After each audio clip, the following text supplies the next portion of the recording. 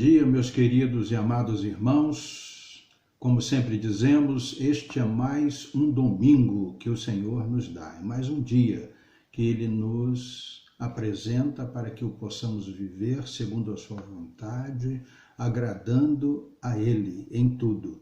Eu quero cumprimentar a cada um de vocês, quero lhes agradecer porque certamente vocês em suas orações têm se lembrado de nós, Pastor Simvaldo, nosso querido irmão Alexandre,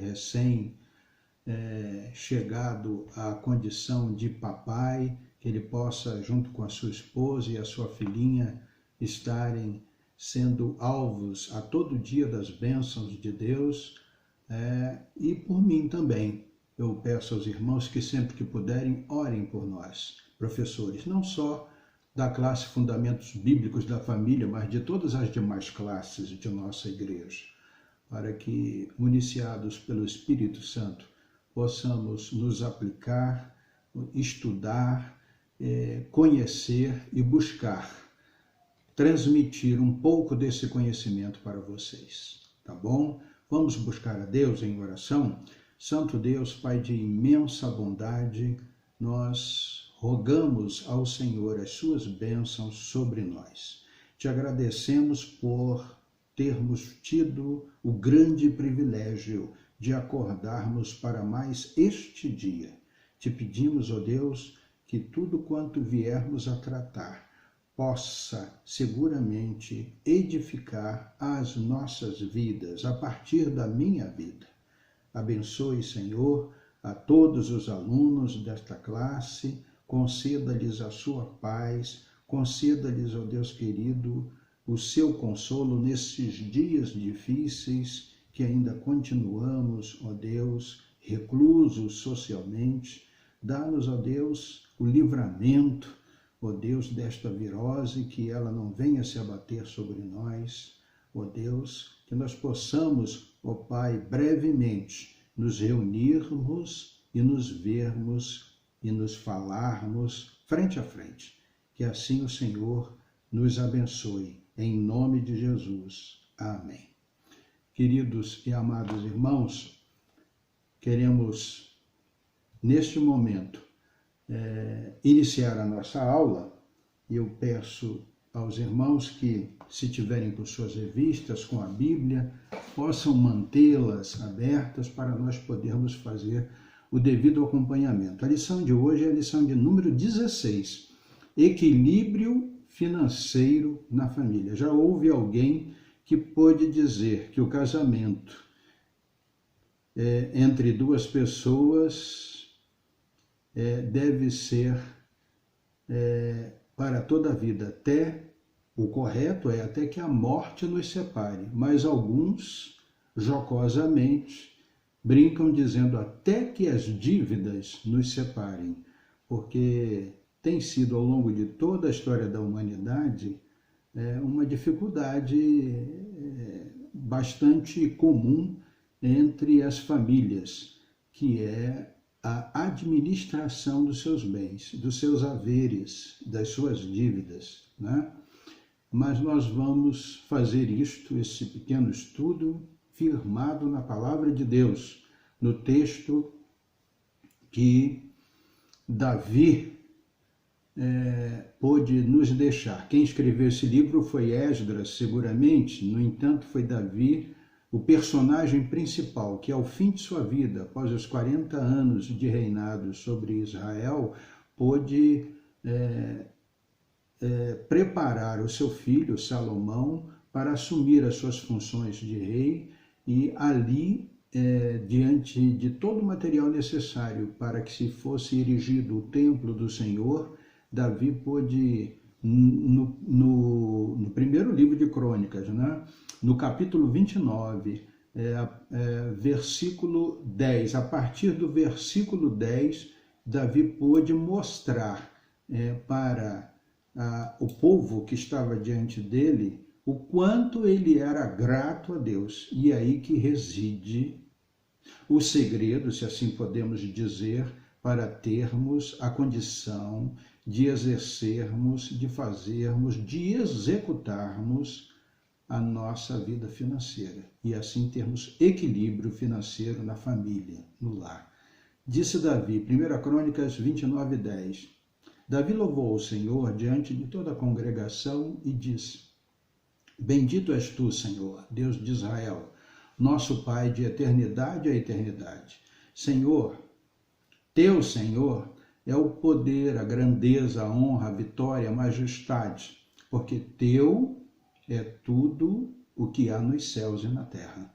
Teu, Senhor, é o reino, e tu te exaltaste como chefe sobre todos nós. Riqueza e glória vem de ti. E olha o que ele diz a seguir: tu dominas sobre tudo, e na tua mão há força e poder. Contigo está o engrandecer e o dar força a todos. Amém? Essas palavras podem ser encontradas lá em 1 Crônicas, capítulo 29, dos versículos 10 até o versículo de número 19. Ao longo da explanação da lição, nós voltaremos a esse texto, porque esse texto traz-nos mensagens, ensinamentos bastante edificantes. E um deles está lá no versículo 14, porque tudo vem de ti, e nós só damos o que vem das nossas mãos. Amém? Mordamos, portanto. No versículo 16, diz-nos assim: Senhor, nosso Deus, toda esta abundância que preparamos para edificar um templo ao teu santo nome, vem da tua mão e é toda tua. Amém? Olha, o texto é lindo, é maravilhoso. Eu espero que você já tenha lido. Se você já o leu, continue a ler, porque ele nos traz ensinamentos tremendos. O versículo-chave, esse foi o texto básico, lá em 1 Crônicas 29. O versículo-chave é o versículo de número 8, que está lá no livro de Provérbios, capítulo 30. O que diz Salomão: afasta de mim a falsidade, e não me deis nem a pobreza e nem a riqueza. Dá-me o pão que me for necessário. Amém? Provérbios 38. Não me dê nem a pobreza, nem a riqueza, mas o pão que me for necessário. Assim sendo, vamos começando a explanar essa lição, sabendo que ao fim da explanação temos 3 alvos. Primeiro, ter uma perspectiva equilibrada sobre o dinheiro e o seu uso. Ter uma perspectiva equilibrada sobre o dinheiro e o seu uso. Identificar riscos e prejuízos do amor ao dinheiro e ao descontrole financeiro. Identificar riscos e prejuízos do amor ao dinheiro e do descontrole financeiro. E reconhecer, como já temos lido, que o Senhor é fonte de toda a riqueza. Tá certo, queridos? Ao longo da história da humanidade, sempre se notou uma irresponsabilidade do ser humano com relação ao uso do dinheiro, porque aliado à ganância, à cobiça, à imprudência e à insensatez, muitas vezes isto agindo de uma forma integrada, veio a ser motivo para o caos financeiro de muitas famílias. Tá certo? E quando existe caos financeiro na família, notadamente, o que nós podemos perceber é que os motivos são falta da visão correta de Deus como aquele que sustenta e provê todas as coisas. Portanto, todas as famílias precisam ter a consciência, precisam apossar-se desta verdade. Deus é aquele que sustenta e provê todas as coisas. Não poderia ser diferente, pois Ele é o dono de todas as coisas. Outra coisa que leva ao caos financeiro da família é a inexistência de alvos, de objetivos que sejam bem definidos, não traçados a uma mão, mas traçado à mão dos cônjuges. E quando os filhos já estão crescidos, traçado a várias mãos, e que sejam estes alvos bem definidos, eles sejam alcançáveis, tocáveis, tangíveis a todos os componentes da família. Isto é importantíssimo. E muitas vezes também um outro motivo que leva ao caos da família, ao caos financeiro, além da falta da visão correta de Deus, além da inexistência de alvos, é o fato de muitas vezes fazermos concessões diante das tentações nesse mundo pós-moderno da mídia. E desse mundo em que vivemos envolvidos, e se não tomamos cuidado, se não vigiamos, acabamos também sendo alcançados por tentações que sejam da inveja social. O que o vizinho tem, eu também preciso ter. O que o meu amigo tem, eu também preciso ter. E isso leva ao caos financeiro. Mas aquela família que tem uma visão correta de Deus, que vê Deus como aquele que sustenta e provê todas as coisas, certamente vai poder dizer, como disse o salmista, lá no Salmo 37, de número 25, fui moço e agora sou velho, porém jamais vi o justo desamparado, e nem a sua descendência a mendigar o pão.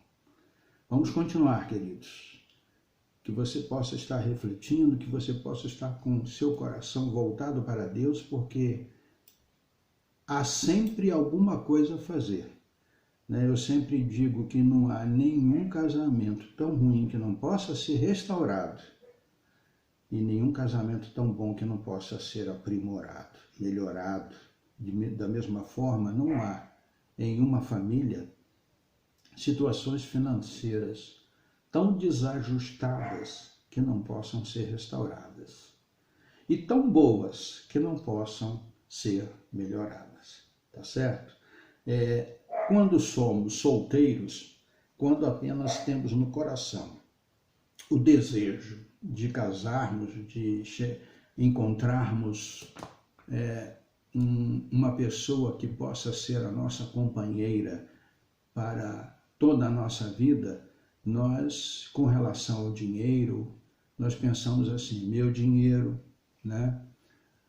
E até mesmo quando somos namorados, nós temos o nosso dinheiro, se já trabalhamos, se já somos noivos, se já trabalhamos, nós temos o dinheiro, mas nós já começamos a ter a necessidade de fazermos algumas adaptações. Não é mais a questão de meu, seu dinheiro, minha e a sua dívida.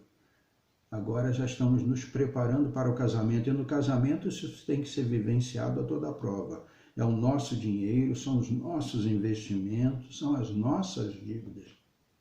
Agora, isto ainda não está adequadamente correto. Nós precisamos estar atentos porque temos que aprimorar essa ideia. Então, nada verdadeiramente é nosso. Tudo é de Deus. Tudo vem de Deus. Assim sendo, com essa premissa bem colocada, nós precisamos iniciar o primeiro tópico, que é um tópico muito fácil de responder. A quem pertence, entre aspas, o meu dinheiro? A quem pertence? Já vimos. 1 Crônicas 29, capítulos 11 e 12. Teu Senhor é o poder, a grandeza, a honra, a majestade, a vitória, porque teu é tudo o que há nos céus e na terra. Teu Senhor é o reino, e tu te exaltaste como chefe de todos. Riquezas e glórias vêm de ti. Tu dominas sobre tudo e na tua mão há força e poder. Contigo está o engrandecer e o dar forças a todos. Muito bem, esse texto básico, essa parte aí, os versículos 11 e 12 do texto básico, que já foi citado lá em cima, é muito enfático, né? E em responder essa questão: a quem pertence o meu dinheiro? Nosso dinheiro pertence a Deus. Tudo que vem às nossas mãos é de Deus.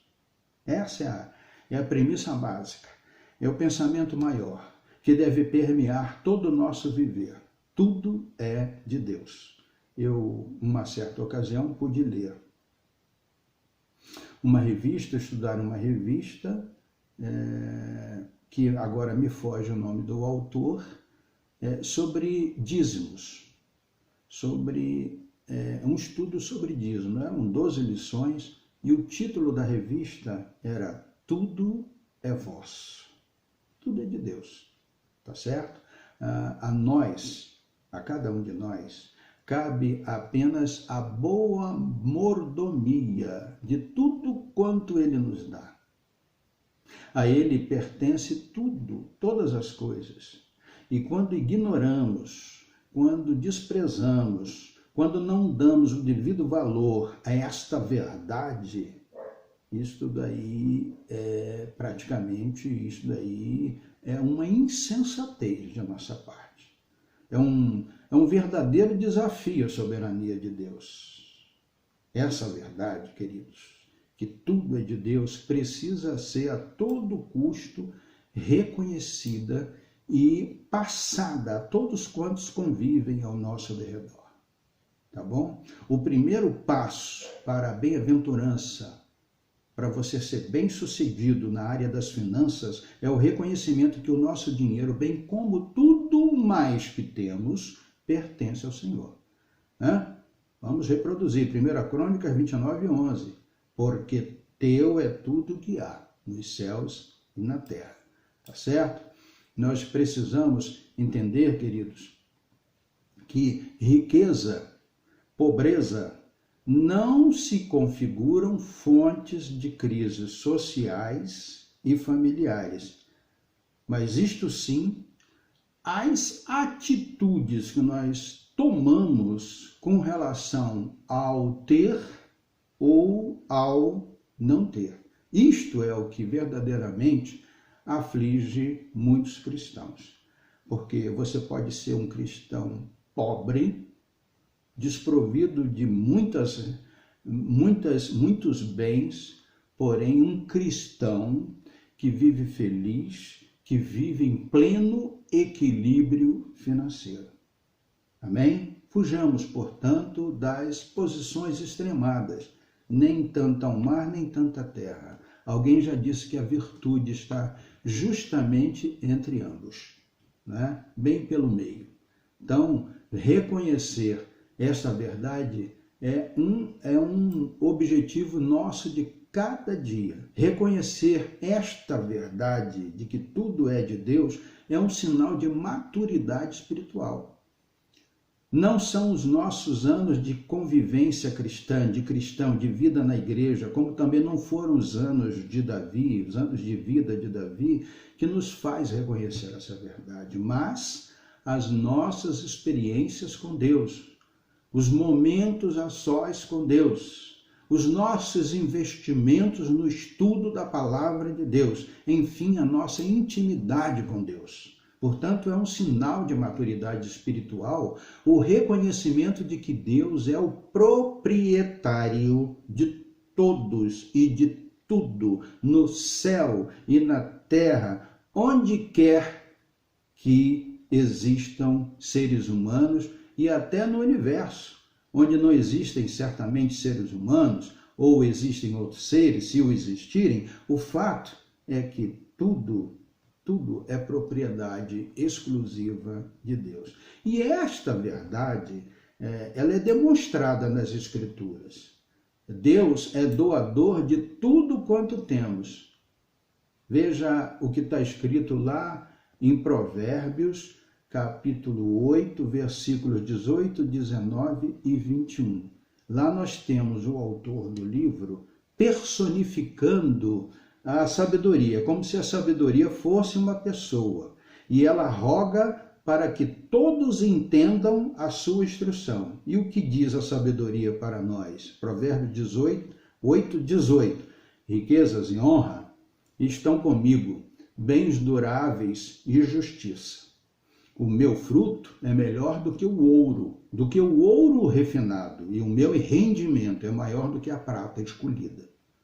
Ando pelo caminho da justiça e sigo as veredas do juízo, para dotar de bens os que me amam e encher os seus tesouros. Então, Deus é doador de tudo quanto temos. Peçamos a Deus sabedoria para que assim possamos viver segundo o que Ele espera que nós tenhamos aprendido e muito bem aprendido. Olha, Deus, quando recebeu o povo de volta do cativeiro da Babilônia, Deus incentivou o povo, não só incentivou, mas desafiou o povo a reconstruir o templo, pois os recursos viriam dele, Deus. E assim nos registra Ageu, capítulo 2, versículo 8. Minha é a prata, meu é o ouro, diz o Senhor dos Exércitos. Também Salomão, quando orou a Deus, lhe pedindo que lhe desse sabedoria, Deus lhe declarou, 2 Crônicas, capítulo 1, versículo 12, sabedoria e conhecimento lhe serão dados. E lhe darei também riquezas, bens e honras, como nenhum rei antes de você teve, nem nenhum rei depois de você terá. Então, meu querido, tenhamos a plena convicção de que os nossos bens, o nosso dinheiro, entre aspas, pertencem a Deus, tá bom?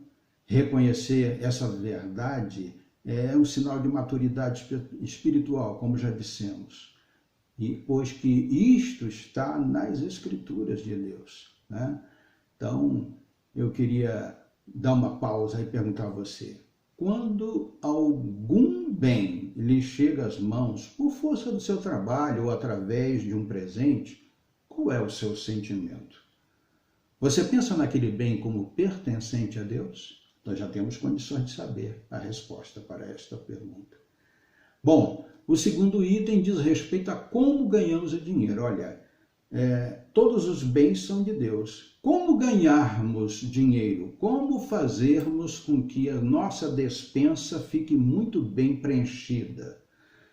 Na palavra de Deus são muitos os registros que enaltecem os frutos que acompanham aqueles que obtêm sucesso diante da dignidade do seu trabalho, quando realizado com honestidade, com esforço e com diligência, em contraposição aos que agem com desonestidade, não são esforçados e diligentes, ou seja, são preguiçosos, como declaram os Provérbios de Salomão, capítulo 6, de 6 até 11, né? Esse texto é longo, mas aquele texto da formiguinha, que as nossas crianças cantam, né?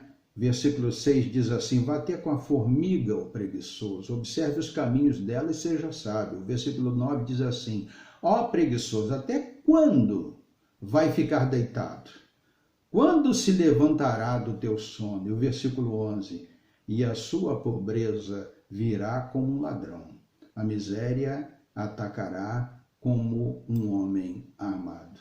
Também em Provérbios 12, 27, nós encontramos o preguiçoso não assará a sua caça, mas o bem precioso do homem é ser esforçado, é lutar por ter um trabalho digno, de tornar o seu trabalho digno, né? E 31, Provérbios 31, versículo 27, diz assim, cuida do bom andamento da sua casa e não come o pão da preguiça. Tá certo, querido? Igualmente, nós vemos essa demonstração de que os frutos acompanham aqueles que trabalham com dignidade lá na história de um dos patriarcas, Jacó. Lá em Gênesis, né? A referência a Jacó trabalhando para o seu tio Labão. Depois de algum tempo, ele viu que precisava fugir e foi orientado por Deus mesmo a sair de onde ele estava. Ele foi. E Labão, quando soube que ele havia fugido com as suas duas filhas, né, Lia e Raquel, com seu rebanho, ele saiu no encalço de Jacó e o encontrou lá nas montanhas de Gileade. E lá travou-se um diálogo entre os dois, né?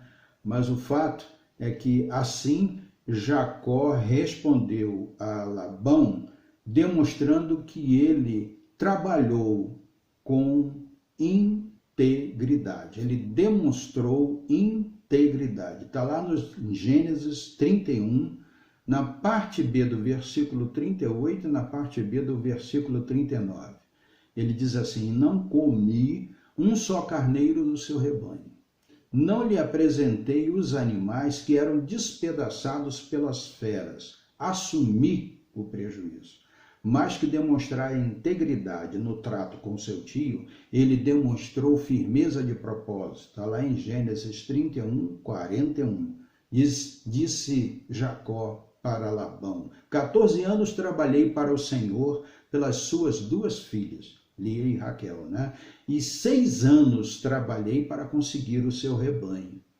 E em tudo, disse mais Jacó a Labão, mostrando que ele prosperou porque o Senhor foi com ele, porque primeiramente ele soube depender de Deus. Lá em Gênesis 31, 42. Se não fosse o Deus de meu pai, o Deus de Abraão, e o temor de Isaque, por certo, o Senhor me despediria agora de mãos vazias. Então, queridos, está aí bem expresso que o trabalho deve ser levado muito a sério por nós que somos cristãos. Quando o trabalho, seja em nosso lar, seja o trabalho secular, seja o trabalho eclesiástico, vem às nossas mãos, nós o desempenhamos com dignidade, como procedeu Jacó, com integridade, com firmeza de propósito, na dependência de Deus. É assim que nós procedemos. Se assim o fazemos, os frutos serão colhidos. Pode ter certeza disso, meu querido. Tá bom? Trabalho digno, né? Nós estamos falando como ganhar dinheiro. Dinheiro, segundo já propusemos, ele é ganho, ele vem às nossas mãos como fruto de um trabalho digno. O que nós devemos entender como trabalho digno? Devemos entender que é aquele que é realizado com dedicação, com esforço e, sobretudo, com equilíbrio. Prestem bem atenção nisso, para não nos sentirmos inclinados a colocar o trabalho acima dos valores da família, dos valores da igreja e dos valores da sociedade. Assim procedeu José do Egito. Lembram-se? Lá em Gênesis 2, Gênesis 39, versículos 2 e 3, a palavra de Deus nos diz assim: o Senhor estava com José, que veio a ser homem próspero e estava na casa de seu dono egípcio, Potifar. Este viu que o Senhor estava com José e que tudo o que ele fazia, o Senhor prosperava em suas mãos. Então, assim procedeu José e foi muito abençoado, porque ele mais colocou o depender de Deus, o respeitar os seus ensinamentos, as suas diretrizes, do que o respeitar propriamente a Potifar. Ou seja, José tinha Deus em maior posição, numa posição muito mais alta do que a do seu próprio patrão, a do seu próprio dono, porque ele era escravo lá no Egito. Então, por ser assim, por entender que os valores do seu trabalho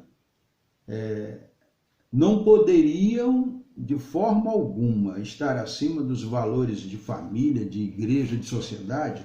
Lá no momento não era a questão de existir igreja, mas nós podemos transpor para os nossos dias atuais. Então, o trabalho é digno quando nós o colocamos no seu devido lugar. Ele não pode se tornar um Deus para nós. O trabalho tem que ser feito por nós com uma motivação correta. Deus espera que a nossa motivação para o trabalho seja dando o nosso melhor, com gratidão no coração, pelo que Deus tem nos proporcionado a alcançar. Percebem? O nosso trabalho, a motivação correta para o nosso trabalho é nós estarmos entendendo em todo o tempo que devemos dar o nosso melhor, com gratidão no coração, mas sempre colocando Deus como aquele que nos proporcionou alcançar esta bênção. O que satisfaz a Deus é o nosso contentamento, sem murmurações. É a nossa submissão à sua soberania. A nossa confiança deve estar posta nele, em Deus, e não no fruto do nosso trabalho. Assim, Jó se expressou lá no capítulo 31. Interessante, o livro de Jó é um livro excelente para nós lermos. É sempre bom reler Jó. Jó, lá no capítulo 27, ele começa a dar a última resposta aos seus amigos. Depois que Bildade falou, ele começa a dar a sua resposta, que foi a sua última resposta aos seus amigos. Começou lá no capítulo 27. No capítulo 29, ele começa a fazer uma descrição de sua vida. No capítulo 31, versículos 24 e 25, ele nos diz assim: se no ouro pus a minha esperança, ou se eu disse ao ouro fino, você é a minha garantia, se me alegrei por ser grande a minha riqueza e por ter a minha mão alcançado muito. Essa é a versão Nova Almeida atualizada, mas se formos para a nova tradução na linguagem de hoje, nós vamos ter uma ideia melhor. Olha só o que diz na versão NTLH. Jamais confiei no ouro, versículo de número 24. Jamais confiei no ouro. O ouro, nunca foi a minha segurança. E no versículo 25 diz assim: se me alegrei por ser grande a minha riqueza e por ter a minha mão alcançado muito. Olha o que diz na NTLH. Nunca me alegrei de ter muitas riquezas, nem ganhar muito dinheiro. Então, Jó já nos deixa esse ensinamento na sua palavra, na palavra de Deus, no seu livro. Ele nos ensina que a nossa confiança não deve estar posta no fruto do nosso trabalho, daquilo que temos, mas sim no Deus que nos deu essas riquezas. Amém? Aprendido isso? Então, o nosso trabalho deve ser digno, com motivação correta, com alvos bem definidos. Nossos alvos devem ser prioritariamente, quando ingressamos no trabalho, quando nos pomos a trabalhar para conseguir o nosso sustento, os nossos bens, os nossos alvos devem ser prioritariamente justos e santos diante de Deus. Não é adequado esperarmos a bênção dele para aqueles nossos objetivos que o desagradam, que o contrariam, principalmente que contrariam os seus princípios, os princípios divinos. Por exemplo, ganhar dinheiro para esbanjar, ou ganhar dinheiro para alimentar os nossos desejos carnais, o nosso ego, não é coisa de cristão. Não é coisa que possa agradar a Deus. Isaías 55, 2 nos diz: porque vocês gastam dinheiro naquilo que não é pão, e o seu suor naquilo que não satisfaz. Ouçam com atenção o que eu digo, comam o que é bom, e vocês irão saborear comidas deliciosas. Portanto, queridos, esses alvos devem estar bem definidos, devemos estar centrados na vontade de Deus. O desejo, a ânsia insaciável pela riqueza material que se abate em muitos, em detrimento da riqueza espiritual, invariavelmente abre caminhos que conduzem ao seu inverso, que não é a riqueza material, mas é a desgraça. Salomão nos informa lá em Provérbios 28, 22, o ganancioso corre atrás das riquezas, mas não sabe que a pobreza há de vir sobre ele, tá certo? Então, necessário se faz refletir nesse momento em nosso trabalho. Estamos oferecendo o melhor para o Senhor? Com alegria? Estamos no centro da sua vontade? Nossos alvos para o futuro estão bem definidos no Senhor?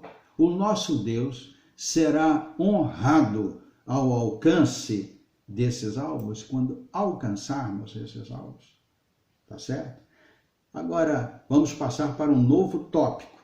Vamos avançar rapidamente. Como gastamos o dinheiro? Se para ganharmos os nossos recursos financeiros devemos fazê-lo com trabalho digno, com integridade, com firmeza de propósito, na dependência de Deus, com motivação correta, com alvos bem definidos, se para ganharmos precisamos de todos esses cuidados, para gastarmos, exige ainda maiores cuidados que estes, né? Então, para gastarmos é preciso estarmos de acordo, sentarmos, conversarmos com o nosso cônjuge.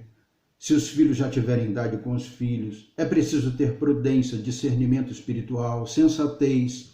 É preciso fazer o PFF, o planejamento financeiro familiar, botar na ponta do lápis tudo quanto precisamos planejar para gastar. É preciso também, muito mais que tudo, em primeiro lugar, sermos liberais, termos liberalidade com as coisas do reino, né? Nossas ofertas, nossos dízimos, as nossas contribuições para missões, para evangelismo. Devemos todos nos esforçar para nos envolvermos com o evangelismo das pessoas, com a ação social. Tudo isso é estratégico, é saudável, é eficaz e é muito agradável a Deus, né? Nos diz a palavra, lá em Provérbios 3:9, honre ao Senhor com seus bens e com as primícias de toda a sua renda, tá certo? Quando assim procedemos, nós começamos a ter uma boa ideia sobre como gastarmos o dinheiro. Existem crises, nós passamos por crises, sempre ouvimos, agora mesmo estamos em meio a uma crise. Elas sempre se fizeram presentes ao longo da existência da humanidade, seja como resultado do afastamento humano do centro da vontade de Deus, seja como resultado mesmo de acidentes, de doenças, de desemprego, de catástrofes, de pandemias, entre tantos outros, né? Que não deixam, muitas vezes também, não deixam de ser, em grande parte, consequências diretas do afastamento entre o homem e o seu Criador. Vamos abordar 3 questões acerca das crises financeiras. Qual a origem das crises? Paulo nos diz lá em 1 Timóteo 6,10, a origem das crises, porque o amor ao dinheiro, é a raiz de todos os males.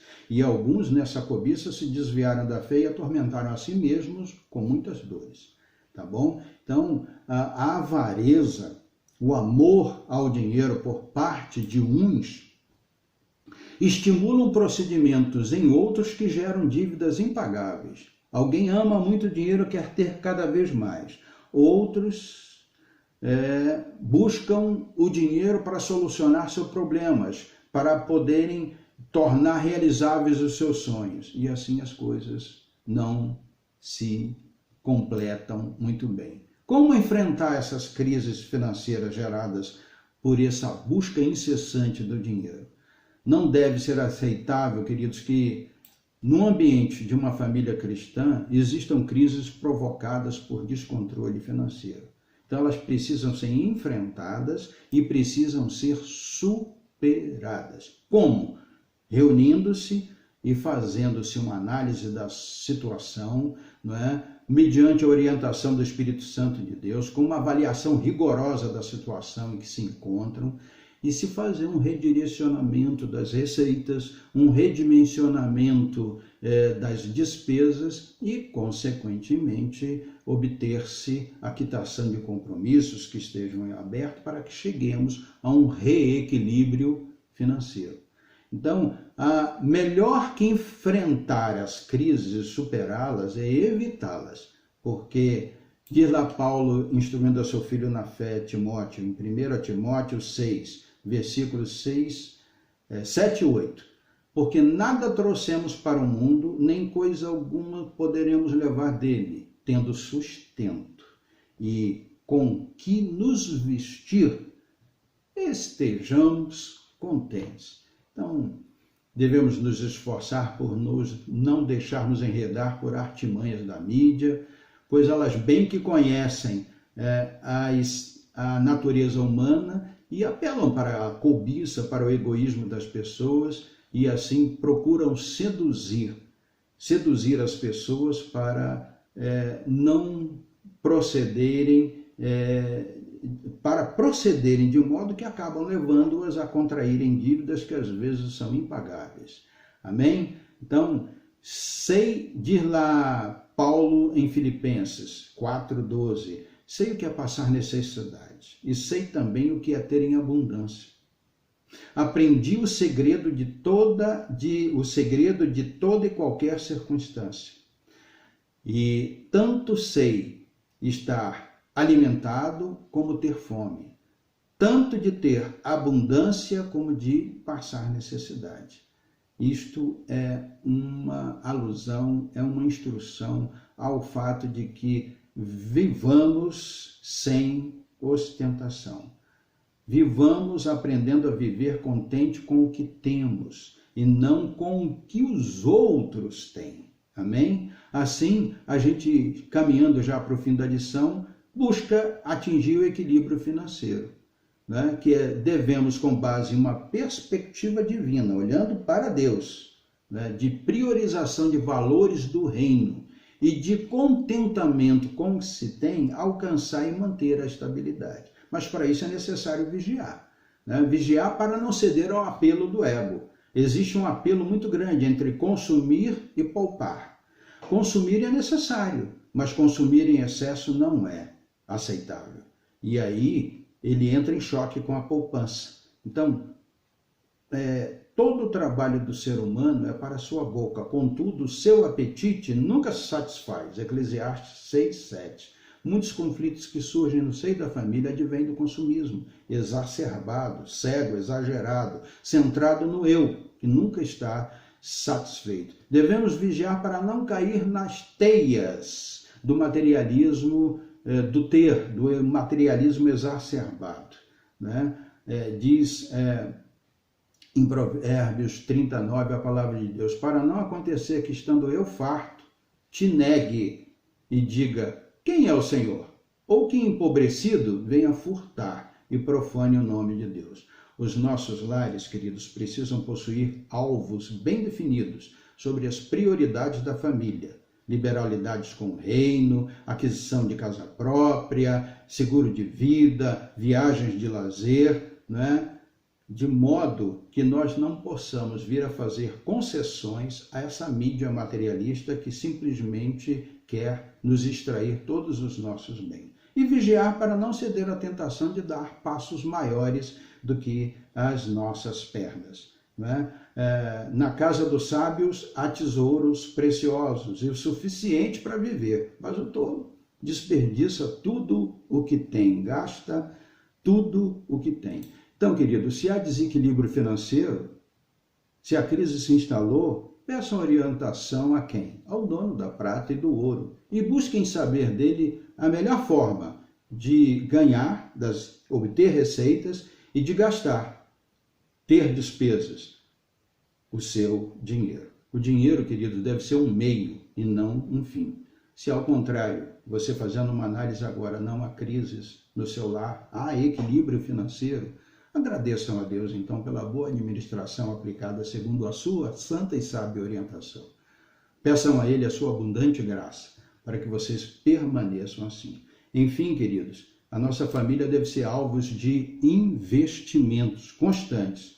Os nossos lares precisam possuir alvos bem definidos, como já dissemos, mas também sobre as prioridades da família, né? Mas também precisa possuir algo que eles devem fazer parte de um corpo maior. Ele deve fazer parte de um plano bem definido, onde fique claro para toda a família quais são as prioridades de investimentos para o futuro, a curto e a longo prazo. Disto demandará, evidentemente, um esforço muito grande, um esforço cooperativo para o alcance desses objetivos propostos. Algumas sugestões você deve incluir no seu plano bem definido, segundo uma ótica divina, para os seus investimentos a curto e a longo prazo. Provisão e manutenção das necessidades básicas do lar, reserva mensal para aquisição de imóvel, investimentos na atualização profissional sua e de seu cônjuge, formação e educação dos filhos, provisão para cuidados com a saúde. Que mais? Investimentos no lazer e na melhoria de qualidade de vida da sua família. Quais são as suas prioridades para a família? Essas prioridades foram construídas por toda a família? É preciso que todos, os cônjuges e os filhos, construam esse plano. Todos estão cientes de que deve haver a cooperação de cada um para se atingir esses objetivos? Conclusão. O que podemos concluir? Para termos uma vida financeira equilibrada, é imperativo que as famílias tomem decisões seguras e fundamentadas em princípios bíblicos, diante do plano cooperativo da família, que vocês vão elaborar. Enfim, elaborar baseado em perspectiva divina, e não uma perspectiva humana, que é ditada pela inveja, pela cobiça, pelo arremedo, pela imitação do social e pela influência da mídia. Tá certo? Eis aí, em pouco tempo, e eu peço ao Espírito Santo de Deus que complete em vocês tudo quanto ficou faltando, tá bom? O Senhor vos abençoe e vos guarde, o Senhor conceda-lhes a sua paz, o Senhor tenha misericórdia de cada um de nós que somos famílias, que somos responsáveis pelas famílias, e nos dê a sua paz. Que o Senhor a todos nos abençoe e complete em nós, através do seu Espírito, aquilo que está faltando entender acerca desta preciosa lição. Que o Senhor a todos abençoe.